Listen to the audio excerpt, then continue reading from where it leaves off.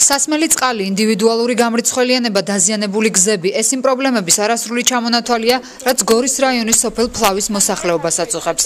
ამ დროისთვის ყველაზე მეტად ისინი შეშის ბარათების გადანაწილებაზე საუბრობენ. აქტუალური ასევე სოციალურად დაუცველთა თემაც. სოფელს პირველ რიგში წყალი უჭირს გენაცვალი. ძალიან ცუდი წყალი არის, ხან სულაც არ აგვაქვს ისიცა. ეს შუქები ცოტა გამოსწორდა არ აგვიშამს. პირადად ჩემი პრობლემა კიდე ასოციალობა ვთხოვე და არ დამინიშნეს და თუ არ მეკუთვნოდა კიდე რა ვიცი მე მგონი რომ შეამოწმოს რომ მე კიდე კომისია გამოვიწვიო უეჭველად მეკუთვნის და განაცხადი არ გააკეთე განაცხადი გავაკეთე ღატაკი მიწერია მაგრამ 79 ქულა გააქვსო ეგრე მითხრა ვარ ცურცულიანი ოჯახი მყავს პატარა შვილიშვილი ვარ ცხვის ბინაში ცხოვრობთ არა სოციალ დაუცველობას არ ვიღებთ არაფერი შემოსავალი არ მაქვს ყველას დაურიგეს 200 ლარი რო დარიგდა მე არ მომწეს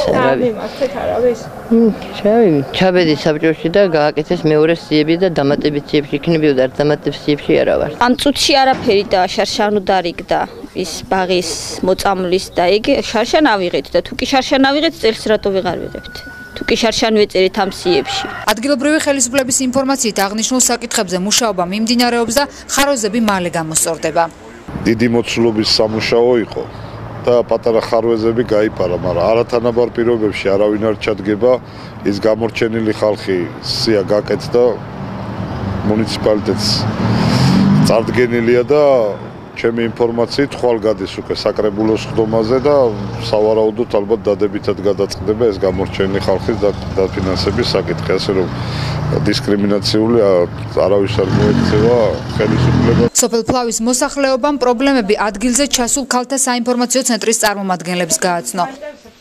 ერთი ფანჯრის პრინციპის შეხვედრების ფარგლებში აღნიშნული ორგანიზაცია ხელისუფლებასთან შუამდგომლობას გასწევს.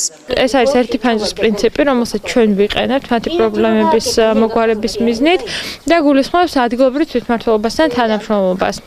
სწორედ მათი დახმარებით და კოორდინაციით ამ ადამიანების პრობლემების მოგვარება. სიტუაცია დაგვხვდა, როგორცაც ველოდებოდით პრინციპში საკმაოდ მძიმე და რთული, მაგრამ იმედია, რომ ყველაფერი წარიმართება ნორმალურად და გადაიჭრება ეს პრობლემები, რომელიც დღეს აქ ვნახეთ. ქალთა საინფორმაციო ცენტრის წარმომადგენლები ფლავის შემდეგ ქორდისა და არბოს მოსახლეობასაც შეხვდნენ. მოსმენილი პრობლემების ადგილობრივ ხელისუფლებასთან განხილვა კი მარტის თვეში იგეგმება.